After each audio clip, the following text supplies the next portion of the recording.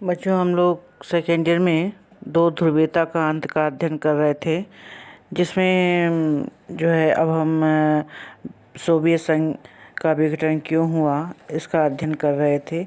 तो उसमें आपने देखा कि किस तरह से जो है बाल्टिक गणराज्य, Estonia, Latvia, Lithuania, Ukraine, Georgia ने सोवियत संघ के विभिन्न गणराज्यों का उभार शामिल था। मतलब ये सब लोग चाहते थे कि सोवियत संघ जो है से अलग हो जाएं और अपना अलग देश बनाएं।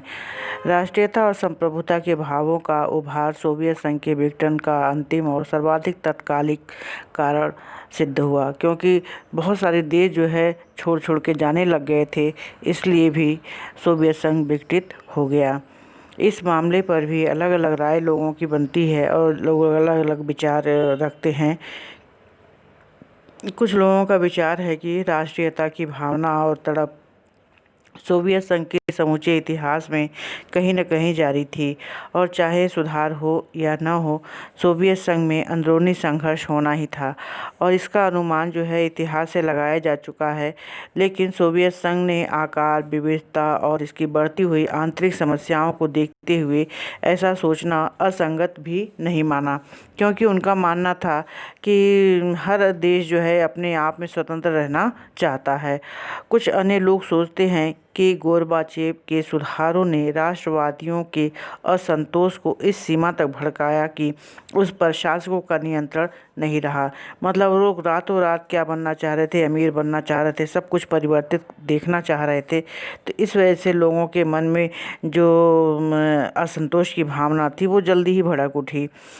शीत युद्ध के दौरान बहुत से लोग सोचते थे कि सोवियत संघ के मध्य एशियाई गणराज्यों में राष्ट्रवादी आकांक्षाओं का उभार सबसे ज़्यादा दमदार होगा, क्योंकि ये गणराज्य रूस से धार्मिक और नस्ली लिहाज से अलग और आर्थिक रूप से पिछड़े हुए थे। लेकिन हुआ यह कि सोवियत संघ के प्रति उदारवादी असंतोष यूरोपीय और अपेक्षाकृत समृद्ध राज्यों जैसे यूक्रेन, रूस, जॉर्जिया, बाल्टिक क्षेत्र में सबसे प्रबल नजर आए। मतलब जो देश धनी हो चुके थे वो पहले ही चाह रहे थे कि सोवियत संघ से अलग हो जाएं, और यहाँ पर ये देखा गया कि मध्य एशियाई गणराज्य के लोगों ने अलग थलग अपने आप को महसूस किया, और इनका आपस में अलगाववाद भी था।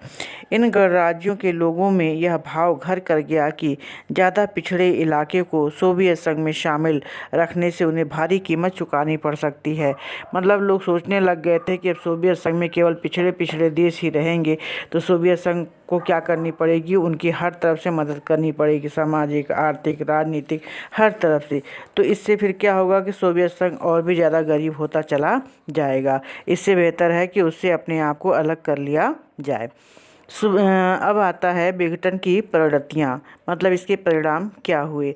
सोवियत संघ की दूसरी दुनिया और पूर्वी यूरोप की समाजवादी व्यवस्था के पतन के परिणाम विश्व राजनीति के लिहाज से गंभीर रहे।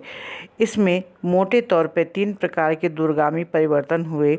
हर परिवर्तन के बहुत सारे प्रभाव भी पड़े। उन सभी प्रभावों को यहाँ सूचीबद्ध करना उचित नहीं है, लेकिन कुछ निष्कर्ष निकाला जा सकता है कि आखिर क्या कारण था जिससे सोवियत संघ का पतन हो गया। इस तरह से जो है शीत युद्ध के समाप्ति के शीत युद्ध का जब दौर समाप्त हुआ तो उस समय ये माना जाता है कि सोवियत संघ भी समाप्त हो चुका था। समाजवादी प्रणाली पूंजीवादी प्रणाली को पछाड़ जाएगी या नहीं, यह विचारधारात्मक विवाद अब कोई मुद्दा नहीं रहा। मतलब पूंजीवाद जीतेगा या समाजवादी प्रणाली जीतेगी। जैसे पूंजीवाद अमेरिका में